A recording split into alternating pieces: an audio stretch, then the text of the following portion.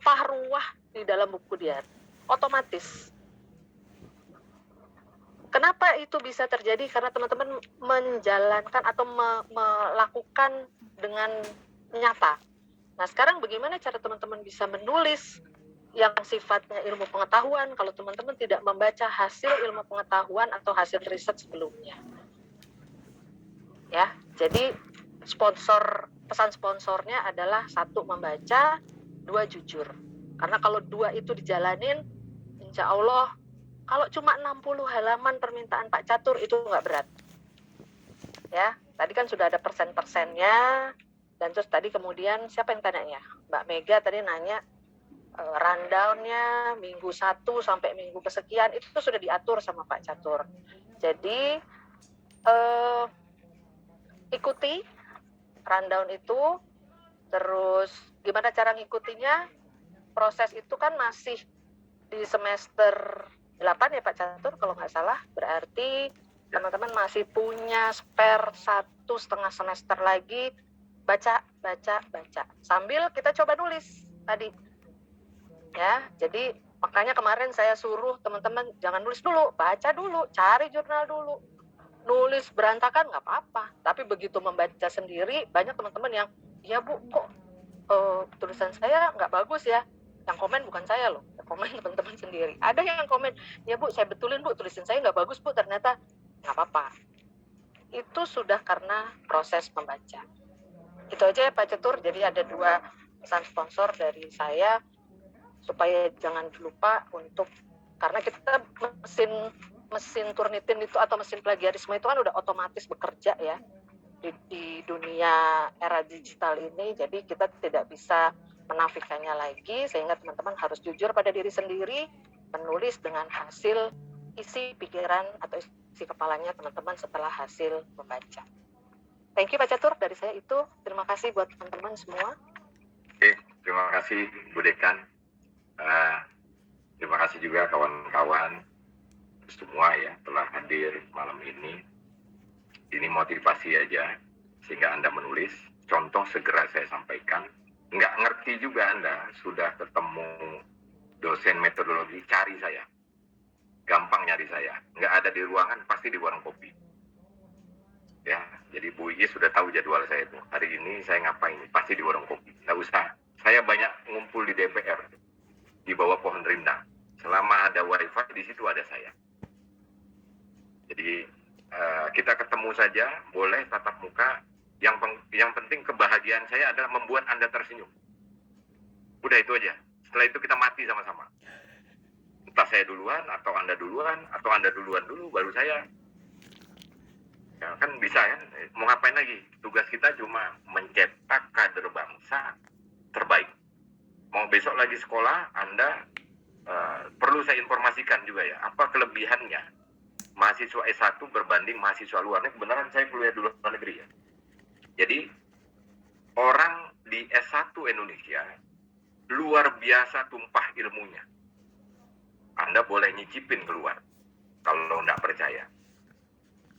Jadi di S1 ini dikupas tuntas masalah statistik, masalah kewarganegaraan, masalah metodologi, itu tidak berlaku di negeri lain.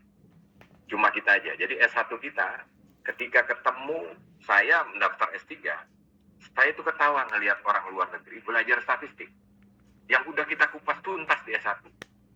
Kok ada belajar begini anak S3? Kita ketawa ketiwi, dia juga bingung. Anda nggak belajar. Saya mau belajar bagaimana? Udah muak kita ngelihatnya, misalnya gitu ya. Kita udah paham, udah khatam betul tuh metodologi seperti apa.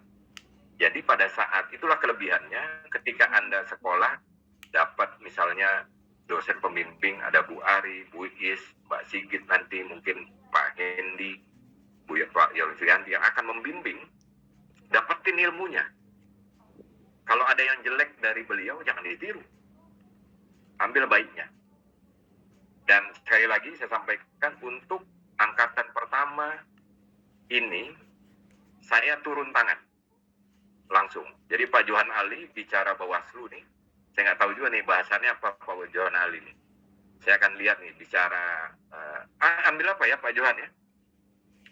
Akuntansi manajemen.